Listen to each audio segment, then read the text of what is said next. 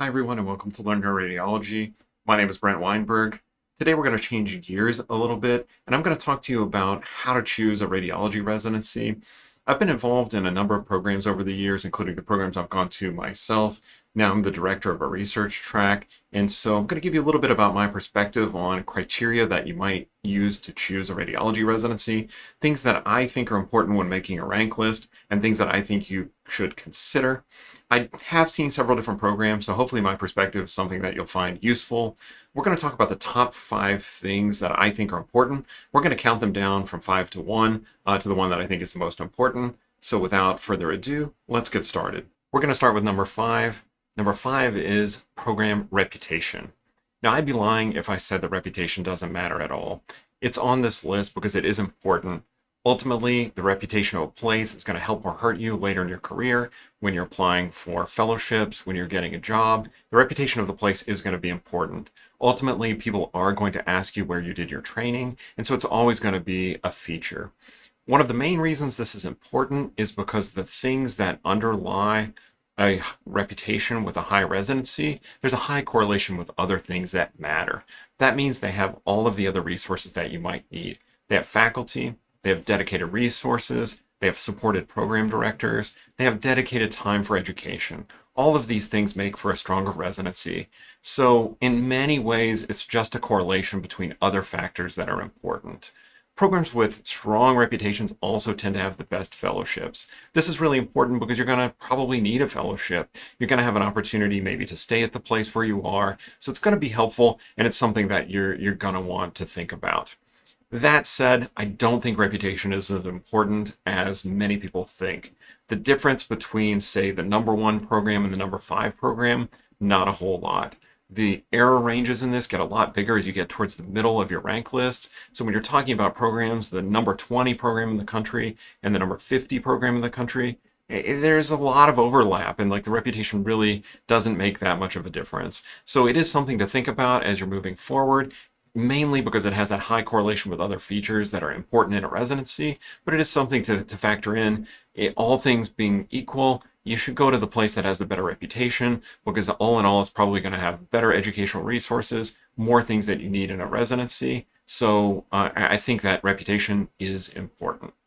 All right, let's move on to number 4 in our countdown, geography. Let's face it, geography is super important to most people. That is, they have an idea where they want to live, they have an idea what the culture is like, the place that they want to be, and you really if you want to be in a region, it's super important where your residency program is. I mean, I think that's going to be a big factor in a place where you're going to want to spend 4 years.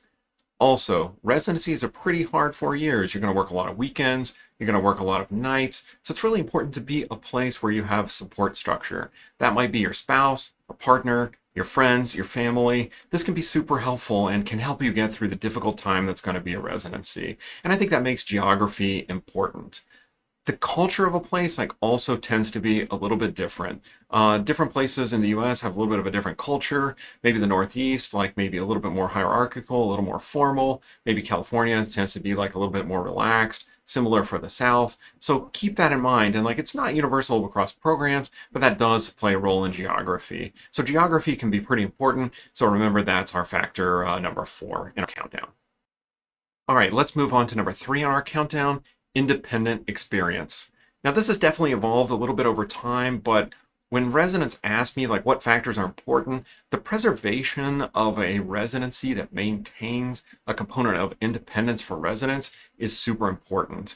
That is, at least for some part of your residency, most commonly on call, you want to be the person that's making the call that decisions are made on and that's guiding decision making. Now, this adds a certain amount of stress, but that stress is really what can help you grow and become a great resident. This exposes a lot of weaknesses in your search pattern, in your way of doing radiology, and you learn super fast through this stressful experiences. And so you can really work on things a lot by having that independent call experience. Now, as I said, this has evolved a little bit over time. A lot of programs now have overnight faculty because there's really been a lot of pressure from emergency departments everywhere to have faculty overnight that are signing reports, finalizing reports, so that's super important. However, like depending on how it's done, like that might be okay. Many programs have a situation where residents are working in a separate location. They may be distant from the faculty that are final signing things overnight. They may be several hours ahead and they're sending things to their queue. This preserves a relative semblance of independence where you're the one who's kind of making the call overnight. What you don't want is a situation where the night is just a repeat of the day. This is really not ideal. If you're getting a bunch of cases in your queue and then reading them out with the faculty and then putting in reports, for the most part, that's what happens in the day. If that's the case, you might as well just be working in the daytime when the sun is up. You want to be that person making that call. You want to benefit from that experience, and I think that that's super important. You want to be making your first independent calls when you're a resident, when you know there's a faculty and a fellow behind you, so you have that backup safety net.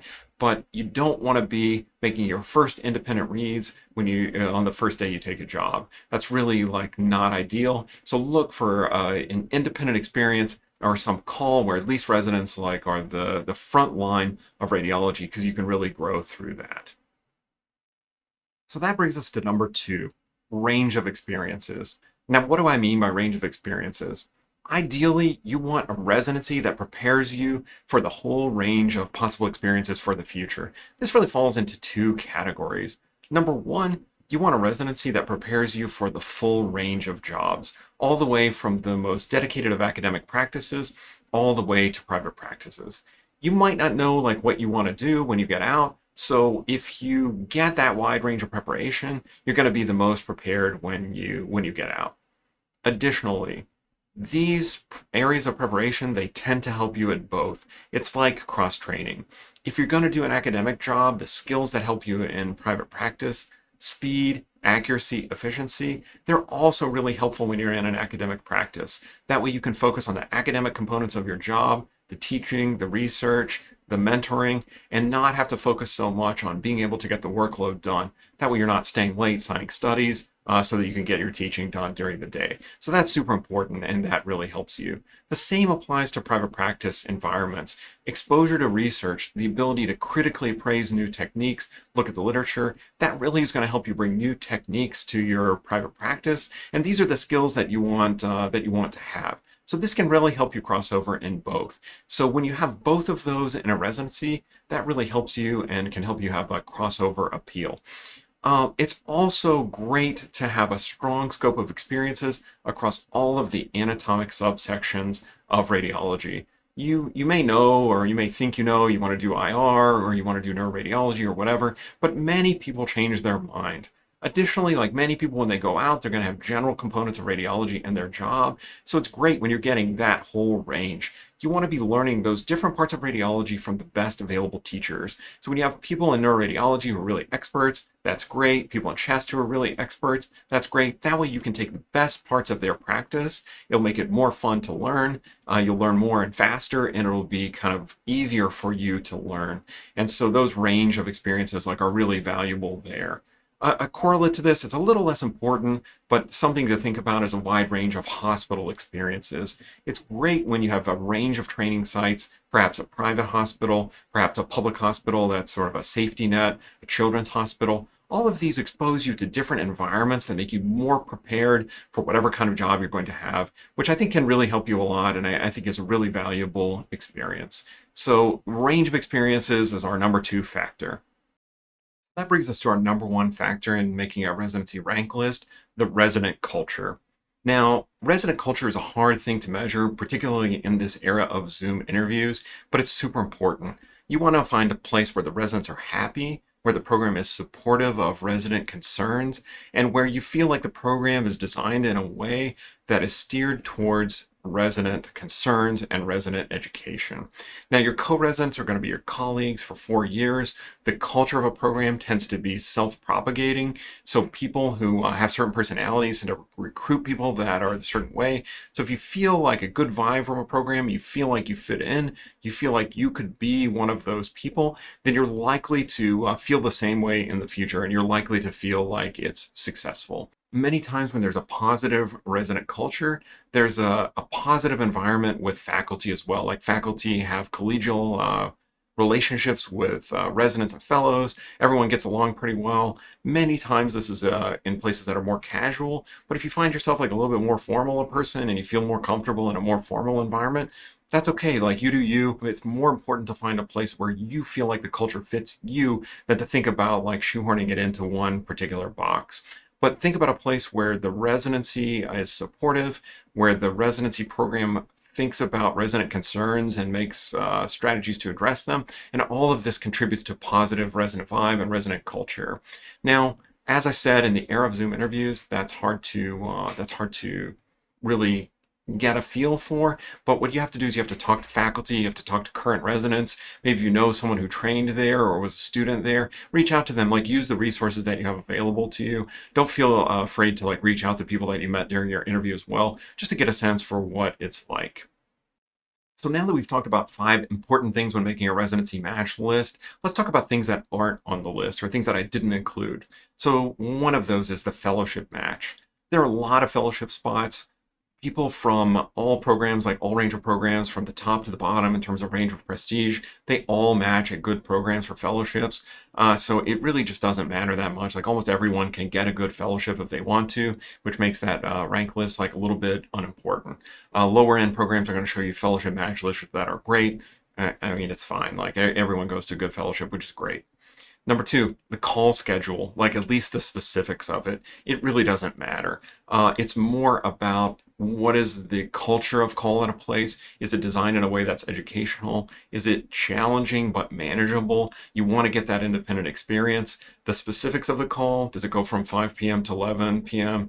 It doesn't matter. It's likely to change like before you get there. It's more about like, does a residency have a culture of creating call in a way that's positive for the residents? Similar to that, the strength of an individual program or individual faculty member doesn't matter that much. You might think you want to do neuroradiology. There might be like a person that you really like there.